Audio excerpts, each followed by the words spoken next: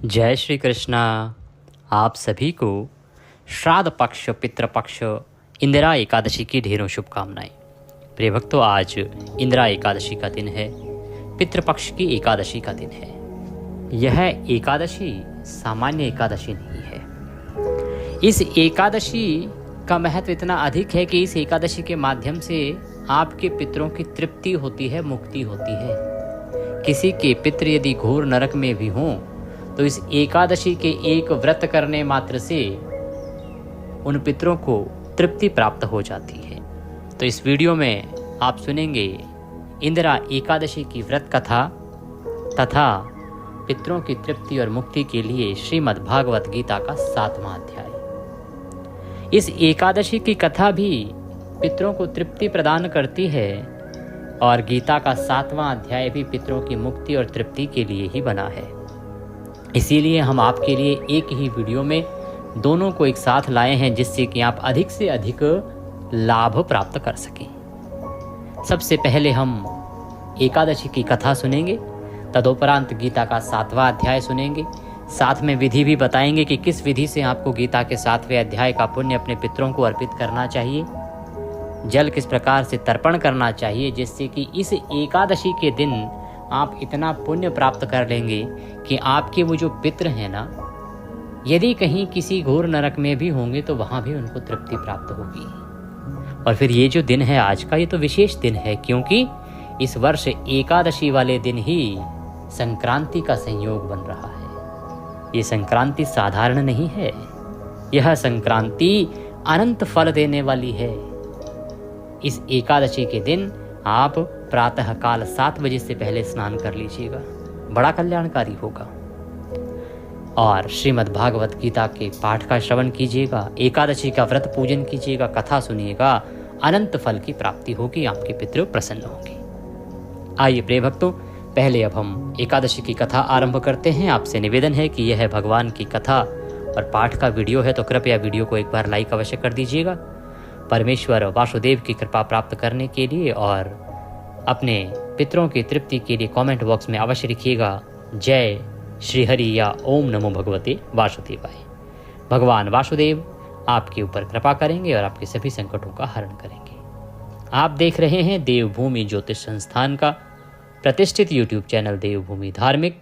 हम यहाँ पर सभी व्रत और त्योहारों की सही शास्त्रीय जानकारी प्रदान करते हैं। ज्योतिष शास्त्र और पंचांग के आधार पर आपको बताते हैं कि कौन सी तिथि कब है, व्रत आदि कब करना है, क्या विधि है, क्या नियम है और कौन सी गलती आपको नहीं करनी है। यदि आप सभी व्रत और त्योहारों की सही शास्त्रीय जानकारी पाते रहना चाहते हैं तो कृपया चैनल को अभी सब्सक्राइब कीजिए और बेल आइकन को प्रेस कीजिए। जब आप चैनल को सब्सक्राइब करेंगे तो वहाँ पर एक घंटी का निशान बना हुआ आएगा, उसको अवश्य दबाइएगा। उसके बाद ही आपको हमारे सारे वीडियो प्राप्त होंगे, अन्यथा आपसे जानकारी छूट जाएगी। कथा आरंभ करते हैं। बोले विष्णु भगवान की जय। एकाग्रचित्त होकर बैठ जाएं, भगवान के चरणों में मन को लगाएं और कथा सुनना आरंभ करें। अथ आश्विन कृष्णा इंदिरा एकादशी व्रत कथाया प्रारंभ। धर्मराज युधिष्ठिर कहने लगे कि भगवान, आश्विन कृष्ण पक्ष की एकादशी का क्या नाम है, उसकी विधि और फल क्या है, सो कृपा करके कहिए। भगवान श्री कृष्ण कहते हैं कि इस एकादशी का नाम इंदिरा एकादशी है। हे युधिष्ठिर, यह एकादशी पापों को नष्ट करने वाली तथा पितरों को अधोगति से मुक्ति दिलाने वाली है। अर्थात आपके पितरों की गति यदि न हुई हो तो इस एकादशी के फल से उनको गति प्राप्त हो जाती है, वो तृप्त होते हैं और भगवान के धाम को जाते हैं, मुक्ति मिल जाती है। हे राजन, ध्यानपूर्वक इसकी कथा सुनो। इसके सुनने मात्र से ही वाजपेय यज्ञ का फल प्राप्त होता है। भगवान कृष्ण कहते हैं कि हे युधिष्ठिर, पहले सतयुग के समय में महिष्मती नाम की नगरी में इंद्रसेन नाम का एक प्रतापी राजा धर्मपूर्वक अपनी प्रजा का पालन करते हुए शासन करता था। वह राजा पुत्र पौत्र और धन धान्य से संपन्न था तथा विष्णु का परम भक्त था। एक दिन जब राजा सुखपूर्वक अपनी सभा में बैठा था तो आकाश मार्ग से महर्षि नारद उतरकर उसकी सभा में आए। राजा उनको देखते ही हाथ जोड़कर खड़ा हो गया और विधि पूर्वक आसन पर अर्घ्य दिया। सुख से बैठकर मुनि ने राजा से पूछा कि हे राजन, आपके सातों अंग सकुशल तो हैं? तुम्हारी बुद्धि धर्म में तो और तुम्हारा मन विष्णु भक्ति में तो रहता है ना? देवर्षि नारद की ऐसी बात सुनकर राजा ने कहा, हे महर्षि, आपकी कृपा से मेरे राज्य में सब कुछ कुशल है तथा मेरे यहाँ यज्ञ कर्म आदि सुकृत हो रहे हैं। आप कृपा करके अपने आगमन का कारण कहिए। तब ऋषि कहने लगे कि राजन, आप आश्चर्य देने वाले मेरे वचनों को सुनो। मैं एक समय ब्रह्मलोक से भ्रमण करता करता यमलोक को गया। वहाँ श्रद्धापूर्वक यमराज से पूजित होकर मैंने धर्मशील और सत्यवान धर्मराज की प्रशंसा की। उसी समय यमराज की इस सभा में महान ज्ञानी और धर्मात्मा तुम्हारे पिता को एकादशी का व्रत भंग होने के कारण देखा। उन्होंने जो संदेश दिया है सो तुमसे कहता हूं, तुम उसे ध्यान से सुनो। हे राजन, उन्होंने कहा है कि पूर्व जन्म में कोई विघ्न हो जाने के कारण मैं यमराज के निकट रह रहा हूं, अर्थात उनकी मुक्ति नहीं हुई है। सो हे पुत्र, यदि तुम अश्विन कृष्णा एकादशी इंदिरा एकादशी का व्रत मेरे निमित्त करो तो मुझको स्वर्ग की प्राप्ति हो सकती है, मेरी मुक्ति हो सकती है। यह संदेश तुम्हारे पिता ने तुम्हारे लिए दिया है। तब राजा कहने लगा कि हे महर्षि, आप इस व्रत की विधि मुझसे कहिए, मैं इस व्रत को अवश्य ही करूंगा। नारद जी कहने लगे कि राजन, अश्विन माह के कृष्ण पक्ष की दशमी के दिन प्रातः काल श्रद्धा पूर्वक स्नान आदि से निवृत्त होकर पुनः दोपहर को भी नदी आदि में जाकर स्नान करें, फिर श्रद्धा पूर्वक पितरों का श्राद्ध करें और एक बार भोजन करें तथा भूमि में शयन करें। प्रातः काल होने पर एकादशी के दिन दातुन आदि करके स्नान करें, फिर व्रत के नियमों को भक्ति पूर्वक ग्रहण करता हुआ प्रतिज्ञा करें कि मैं आज संपूर्ण भोगों को त्याग कर निराहार रहकर एकादशी का व्रत करूंगा। हे भगवान, हे पुंडरीकाक्ष, मैं आपकी शरण में हूं, आप मेरी रक्षा करें। इस प्रकार नियम पूर्वक शालिग्राम की मूर्ति के आगे विधि पूर्वक श्राद्ध कर योग्य ब्राह्मण को फल आहार का भोजन करावें और दक्षिणा देवें। पितरों के श्राद्ध से जो बच जाए उसको सूंघ कर गौ को दें तथा धूप दीप गंध नैवेद्य आदि सब सामग्री से भगवान ऋषिकेश का पूजन करें। रात में भगवान के निकट जागरण करें। इसके पश्चात द्वादशी के दिन प्रातः काल होने पर भगवान का पूजन करके ब्राह्मणों को भोजन करावें। भाई बंधुओं स्त्री और पुत्र सहित आप भी मौन होकर भोजन करें। नारद जी कहने लगे कि राजन, इस विधि से यदि तुम आलस्य रहित होकर इस एकादशी के व्रत को करोगे तो तुम्हारे पिता अवश्य ही स्वर्गलोक हो जाएंगे। इस प्रकार उपदेश देकर नारद जी अंतर्ध्यान हो गए। नारद जी के कथन अनुसार एकादशी के आने पर राजा द्वारा अपने बांधवों तथा दासों सहित व्रत करने से आकाश से पुष्प वर्षा हुई और उस राजा का पिता गरुड़ पर चढ़कर विष्णु लोक को गया। राजा इंद्रसेन भी एकादशी व्रत के प्रभाव से निष्कंटक राज करके अंत में अपने पुत्र को सिंहासन पर बैठाकर स्वर्गलोक को गया। हे युधिष्ठिर, यह इंदिरा एकादशी के व्रत का महात्म्य है।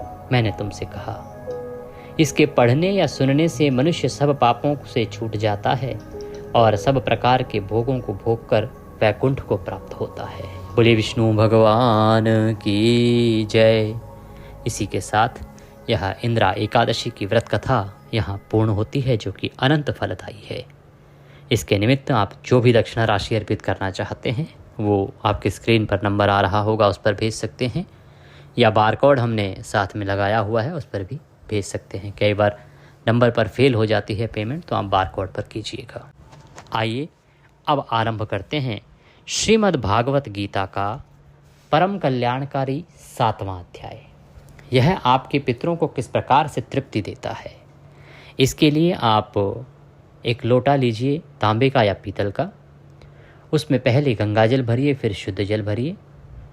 शुद्ध जल और गंगाजल भरने के बाद उसमें एक पत्ता तुलसी का डालिए, थोड़े से काले तिल डालिए, कुशा हो तो कुशा डालिए, सफ़ेद फूल डालिए, चंदन हो सफ़ेद तो सफ़ेद चंदन डालिए।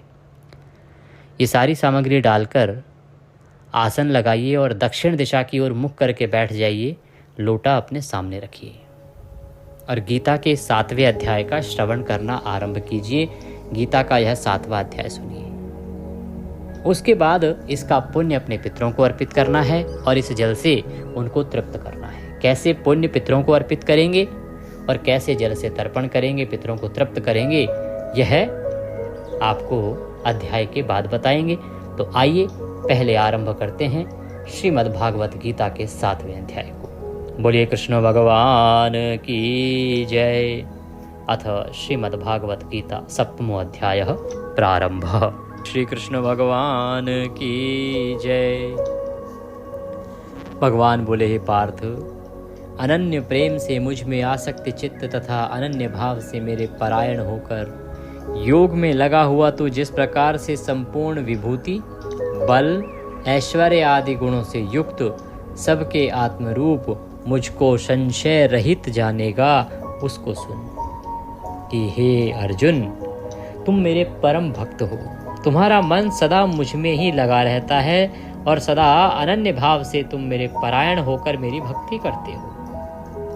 आज मैं तुम्हें कुछ ऐसा बताऊंगा जिससे कि तुम्हारे मन में मेरे प्रति जो भी यदि कोई संशय होगा तो वह संशय समाप्त हो जाएगा।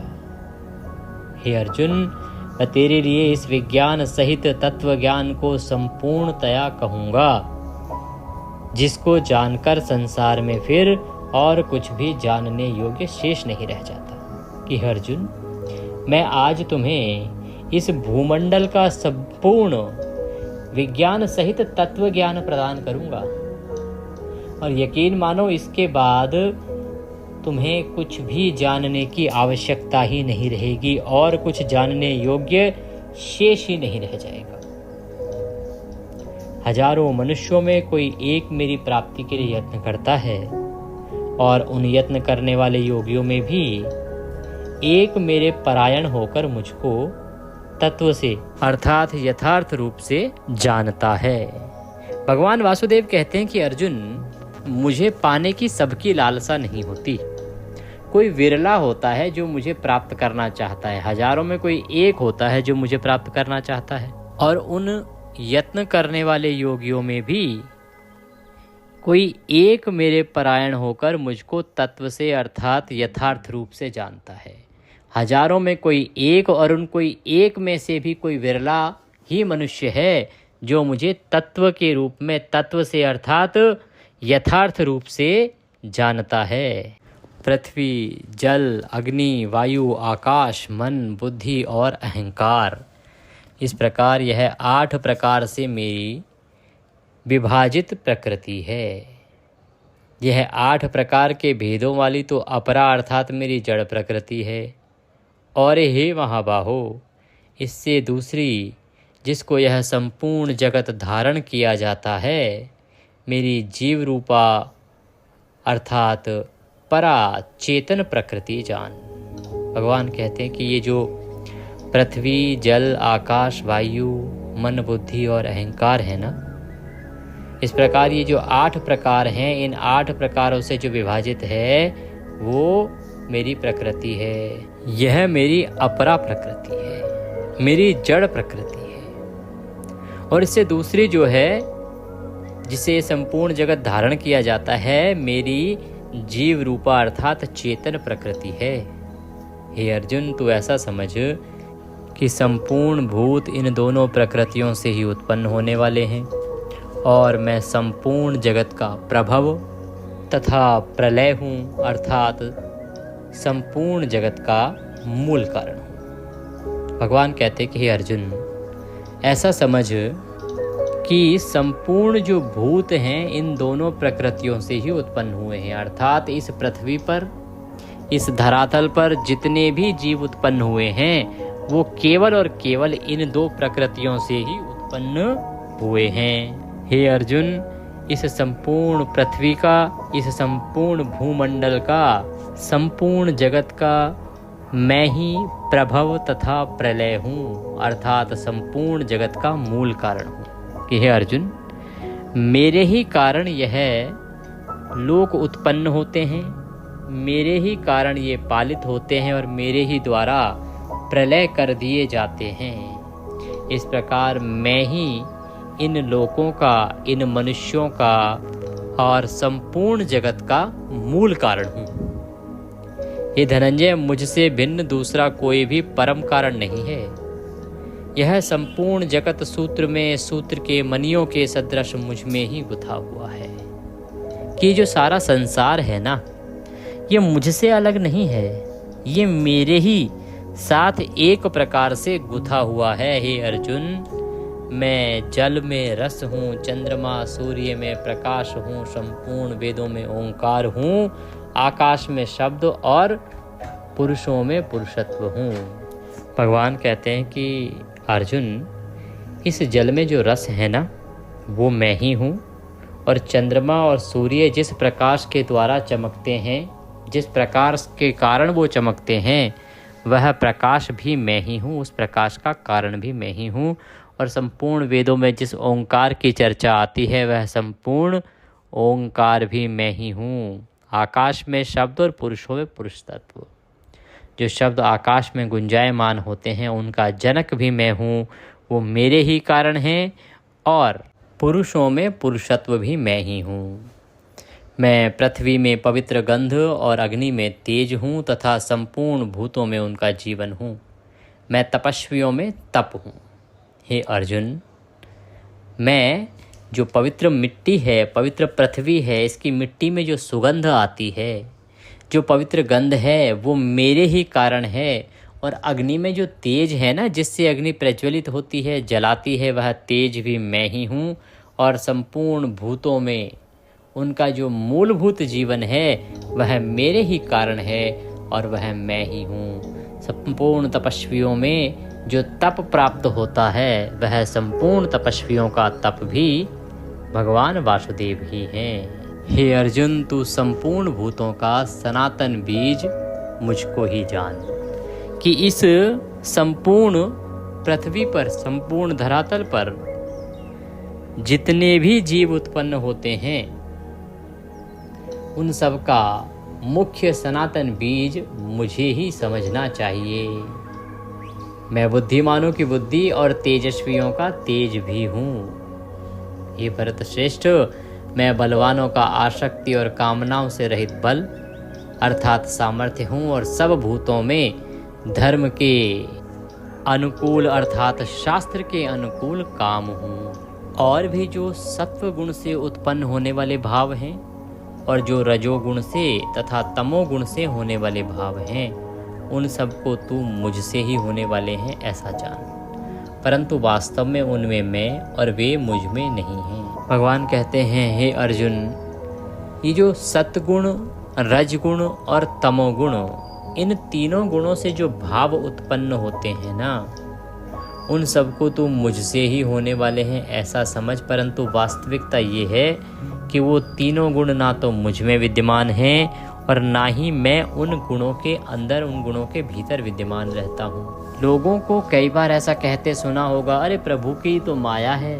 प्रभु ही तो हमें इस माया में जकड़ रखे हैं, हम तो छुटकारा चाहते हैं। तो प्रभु कहते हैं कि भाई मैंने जो माया बनाई है, या मैंने जो ये सतगुण, रजगुण, तमगुण जो बनाए हैं, मैंने थोड़ी ना अपना ये कहा है आपसे कि आप इन सबको अपनाओ। ये सब आप अपनी श्रद्धा के अनुसार, सामर्थ्य के अनुसार अपनाते हैं जो आपको उचित लगता है। भगवान कहते हैं कि गुणों के कार्यभूत सात्विक, राजस और तामस, इन तीनों प्रकार के भावों से यह सारा संसार भरा हुआ है। प्राणी समुदाय मोहित हो रहा है, इसीलिए इन दोनों गुणों से परे मुझ अविनाशी को नहीं जानता। ये तीन गुण कहे गए हैं सृष्टि के, कौन से? सात्विक, तम और रज। ये तीन प्रकार के गुण कहे गए हैं जिनसे सारा प्राणी समुदाय मोहित हो रहा है। क्यों? क्योंकि यह अलौकिक अर्थात अति अद्भुत त्रिगुणमयी मेरी माया बड़ी दुस्तर है, परंतु जो मूल पुरुष केवल मुझको ही निरंतर भजते हैं, वे इस माया को उल्लंघन कर जाते हैं। अर्थात सरोवर में तर जाते हैं। भगवान कहते हैं कि ये 8 प्रकार के भेदों वाली तो मेरी अपरा अर्थात मेरी जड़ प्रकृति है। और हे महाबाहो, इससे दूसरी को जिससे ये संपूर्ण जगत धारण किया जाता है, मेरी जीव रूपा परा अर्थात चेतन प्रकृति जान। हे अर्जुन, तू ऐसा समझ कि संपूर्ण भूत इन दोनों प्रकृतियों से ही उत्पन्न होने वाले हैं और मैं संपूर्ण जगत का प्रभव तथा प्रलय हूँ अर्थात संपूर्ण जगत का मूल कारण हूँ। हे धनंजय, मुझसे भिन्न दूसरा कोई भी परम कारण नहीं है। यह संपूर्ण जगत सूत्र में शूद्र के मणियों के सदृश मुझ में ही गुथा हुआ है। भगवान कहते हैं कि मेरे अतिरिक्त और कोई दूसरा कारण ही नहीं है। ये सारा जगत है ना, वो एक सूत्र में और इस सूत्र के मणियों के सदृश मुझ में ही हर प्रकार से गुथा हुआ है। हे अर्जुन, मैं जल में रस हूँ, चंद्रमा और सूर्य में प्रकाश हूँ, संपूर्ण वेदों में ओंकार हूँ, आकाश में शब्द और पुरुषों में पुरुष तत्व हूँ। भगवान वासुदेव कहते हैं कि ये जो जल है, जल में जो रस प्राप्त होता है वो रस किसी और के कारण नहीं, मेरे ही कारण प्राप्त होता है। उस जल का जो रस है वह रस का रूप मैं ही हूँ। चंद्रमा और सूर्यों में जो प्रकाश चमकता है, चंद्रमा और सूर्य जिस प्रकाश से प्रकाशित होते हैं वह प्रकाश का कारण भी मैं हूँ। संपूर्ण वेदों में जो ओंकार की बात कही गई है वह ओंकार भी मैं ही हूँ।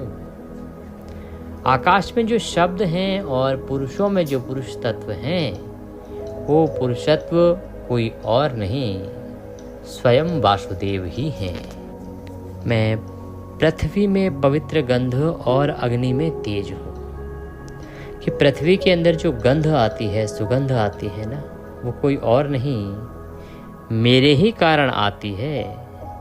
और अग्नि में जो तेज है, जो तपिश है, जिस तपिश से अग्नि जलाती है, वह कोई और नहीं, स्वयं वासुदेव के कारण ही है। तथा संपूर्ण भूतों में उनका जीवन और तपस्वियों में तप मैं ही हूँ। भगवान कहते हैं कि जितने भी चराचर जगत के जीव हैं ना, उनका जो जीवन है वो मैं ही हूँ। और तपस्वियों में जो तप होता है, उस तप का कारण भी केवल और केवल भगवान वासुदेव ही हैं। वो आगे कहते हैं कि हे अर्जुन, तू संपूर्ण भूतों का सनातन बीज मुझको ही जान।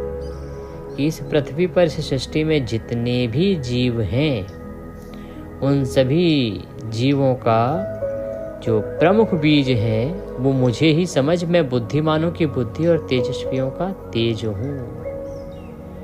हे भरत श्रेष्ठ, मैं बलवानों का आसक्ति और कामनाओं से रहित बल अर्थात सामर्थ्य हूँ और सब भूतों में धर्म के अनुकूल अर्थात शास्त्र के अनुकूल काम हूँ। भगवान कहते हैं कि जो बलवान लोग हैं ना, उनमें आसक्ति और कामनाओं से रहित जो बल है अर्थात बिना कामना का, बिना आसक्ति का जो बल है, प्योर शुद्ध जो बल है, जो सामर्थ्य है, वो कोई और नहीं, स्वयं भगवान नारायण ही हैं, भगवान वासुदेव ही हैं।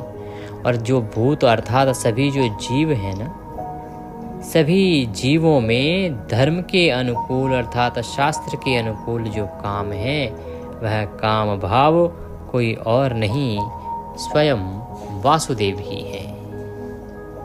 और भी जो सत्वगुण से उत्पन्न होने वाले भाव हैं, जो रजोगुण से उत्पन्न होने वाले भाव हैं और जो तमोगुण से उत्पन्न होने वाले भाव हैं, उन सबको तू मुझसे ही होने वाले हैं ऐसा जान।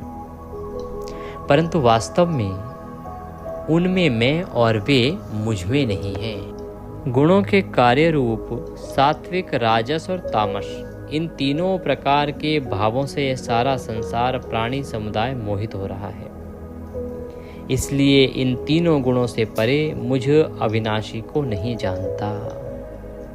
भगवान कहते हैं कि जो तीन गुण है ना, तामस, राजस और सत्व, इन तीनों गुणों का जो प्रभाव है ये इस संपूर्ण प्राणी समुदाय पर इस प्रकार से हो रहा है कि ये सारा समाज मोहित हुआ जा रहा है। और यही कारण है कि इन तीनों गुणों से परे मुझ अविनाशी को यह समाज नहीं जानता। क्यों? क्योंकि यह अलौकिक अर्थात अति अद्भुत त्रिगुण में ही मेरी माया बड़ी दुस्तर है। कि ये जो तीन गुणों वाली मेरी माया है ना, ये इसका बड़ा कारण है। ये कोई साधारण नहीं है।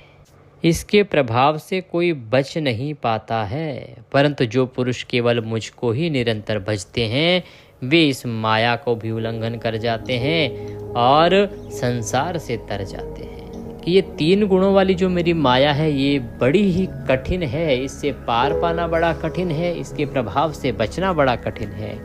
फिर भी जो मेरे भक्त हैं, जो मुझे भजते हैं, वो इस माया का उल्लंघन कर जाते हैं और इस संसार से तर जाते हैं। माया के द्वारा जिनका ज्ञान हरा जा चुका है, ऐसे आसुर स्वभाव को धारण किए हुए मनुष्यों में नीच दूषित कर्म करने वाले लोग मुझको नहीं भजते।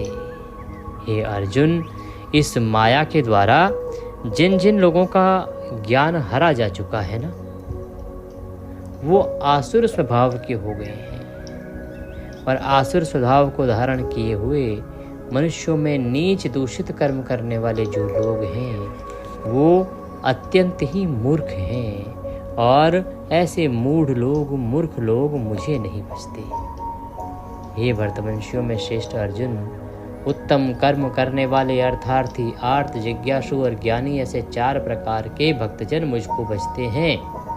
भगवान यहाँ अपने चार प्रकार के भक्तों की बात कहते हैं कि ये चार प्रकार के भक्त हैं जो मुझे भजते हैं। इनमें नित्य मुझ में एक ही भाव से स्थित अनन्य प्रेम भक्ति वाला ज्ञानी भक्त अति उत्तम है। क्यों? क्योंकि मुझको तत्व से जानने वाले ज्ञानी को मैं अत्यंत प्रिय हूँ और वह ज्ञानी मुझे अत्यंत प्रिय है। भगवान कहते हैं कि ये सभी उदार हैं, परंतु जो ज्ञानी है वो ज्ञानी तो साक्षात मेरा स्वरूप ही है, ऐसा मेरा मत है। क्योंकि वह मदगत मन बुद्धि वाला ज्ञानी भक्त अति उत्तम गति स्वरूप मुझ में ही अच्छी प्रकार से स्थित है। बहुत जन्मों के अंत के जन्म में तत्व ज्ञान को प्राप्त पुरुष सब कुछ वासुदेव ही हैं, इस प्रकार मुझको भजता है वह महात्मा अत्यंत दुर्लभ है। कहते हैं कि इतने सारे जन्म लेने के बाद भी जब एक आत्मा इतने अधिक जन्म ले लेती है, उसके बाद अंत के जन्म में भी जो ये समझ जाए कि सब कुछ भगवान वासुदेव ही हैं, ऐसी आत्मा, ऐसे जीव का मिलना बड़ा कठिन है, बड़ा दुर्लभ है। बड़ा कोई विरला ही होता है जो अपने अंत के समय तक भी मुझे जान पाता है। उन भोगों की कामना द्वारा जिनका ज्ञान हरा जा चुका है, वे लोग अपने स्वभाव से प्रेरित होकर उस नियम को धारण करके अन्य देवताओं को भजते हैं अर्थात पूजते हैं। भगवान कहते हैं कि भिन्न भिन्न कामनाओं के द्वारा मनुष्य का जो ज्ञान है ना, उसका हरण हो चुका है और इसीलिए वे लोग अपने स्वभाव से प्रेरित होकर उस नियम को धारण करके अन्य देवताओं को भजते हैं और पूजते हैं। कि मनुष्य जो समुदाय है, जो मनुष्य है ना, वो भिन्न भिन्न कामनाओं में आसक्त हो चुका है और इसीलिए वह सकाम भक्ति करता है। वो अपनी कामनाओं की पूर्ति के लिए सदा भक्ति करता है। जो सकाम भक्त जिस देवता के स्वरूप को श्रद्धा से पूजता है, उस भक्त की श्रद्धा को मैं उसी देवता के प्रति स्थिर कर देता हूँ। भगवान नारायण कहते हैं कि ये जो मनुष्य समुदाय है ये एक प्रकार से सकाम भक्ति करता है और सकाम भक्ति में ये अपनी कामनाओं की पूर्ति के लिए भिन्न भिन्न देवताओं को पूजता है। कहता है भगवान मेरी ये इच्छा पूरी कर दो, हे देव मेरी ये इच्छा पूरी कर दो, मुझे संतान दे दो, मुझे शादी करवा दो, मुझे पुत्र दे दो, मुझे धन दे दो, दौलत दे दो, मुझे वैभव दे दो, ऐश्वर्य दे दो। और जब इसको लगता है कि ये देवता मेरी इस इच्छा को पूरी कर देगा तो ये उसी देवता को पूजता है। तो मैं क्या करता हूँ कि उसी देवता के प्रति इसका जो भाव है उसको और अधिक स्थिर कर देता हूँ। इस प्रकार से घटनाक्रम घटित होता है कि उस मनुष्य को लगता है कि उसे जो प्राप्त हुआ है वह उस देवता से ही मिला है। वस्तुतः वह सभी मेरे द्वारा ही विधान किया गया होता है और मेरे द्वारा ही प्रदान किया होता है, परंतु उस मनुष्य को लगता है कि ये अमुक देवता के द्वारा दिया गया है और इससे उस देवता के प्रति उसकी भक्ति और अधिक स्थिर हो जाती है, जबकि मैं स्वयं ही विधान किए हुए उन सभी भोगों को उस देवता के द्वारा प्रदान करता हूँ। परंतु उन अल्प बुद्धि वालों का वह फल नाशवान है तथा वे देवताओं को पूजने वाले देवताओं को प्राप्त होते हैं। कि ये जो सकाम भक्त हैं ना, इनका जो फल है वो नाशवान है, ये आज नहीं तो कल नष्ट हो जाना है, तथा वे देवताओं को पूजने वाले भक्त देवताओं को ही प्राप्त होते हैं। बुद्धिहीन पुरुष मेरे अनुत्तम अविनाशी परम भाव को न जानते हुए मन इंद्रियों से परे मुझ सच्चिदानंदन घन परमात्मा को मनुष्य की भांति जन्म कर व्यक्ति भाव को प्राप्त हुआ मानते हैं। कि जो मनुष्य है ना वो एक प्रकार से बुद्धिहीन की तरह कार्य करता है।